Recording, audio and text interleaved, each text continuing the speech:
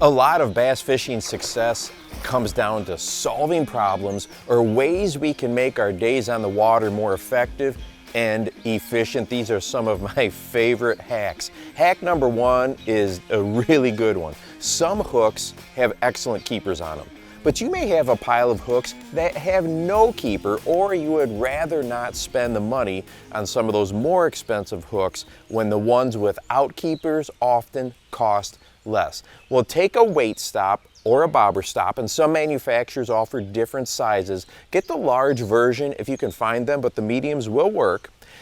Now thread the stop over the point of the hook and slide it all the way up to the bend. This holds your soft plastics on extremely well, and you'll save a lot of time and dollars by using each plastic longer. I just love this. Now it takes a little practice to learn how to thread that stop over the hook point, but once you get it, you will get a lot faster at it quickly.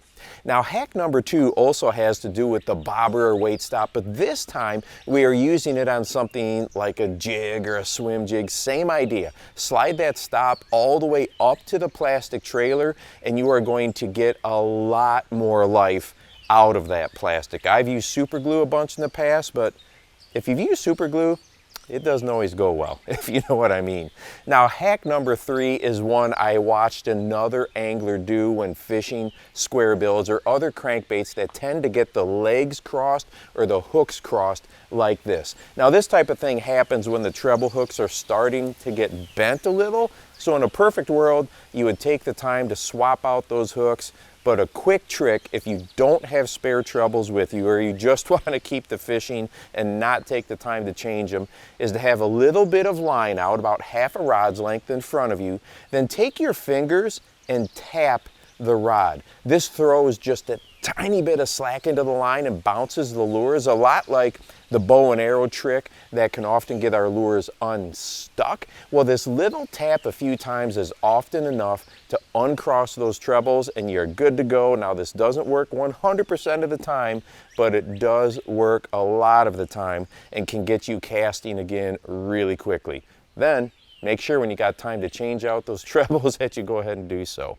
Now, for number four, I've done videos on this particular hack in the past, and this one has to do with centering plastics. A plastic lure off center can cause all kinds of problems, whether it's rolling and going to create line twist or whatever.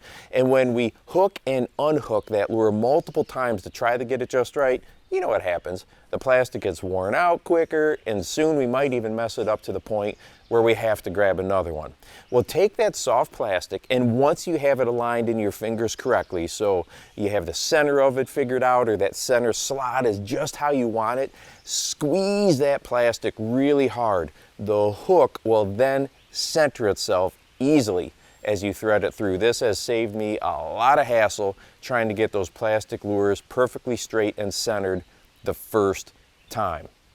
Now, hack number five is one that I've just started using in the last year, and I just love it on those days when those fish are extremely finicky and bites are so difficult to come by. For example, today there is not a cloud in the sky, and I know if I went on the water, those bites are going to be few and far between, and we've got to really coax those finicky bass into biting our lures. You can take virtually any soft plastic and add a few strands of skirt material to them with a needle. Think of the popular OSP dice. Well, these small appendages then quiver and vibrate as they drop and move through the water column, giving off just this super extreme, subtle, yet very lifelike look that can turn wary bass into bass that bite. It really reminds me of like insects' legs that might be quivering as they're sitting there on top of the water or falling through the water column.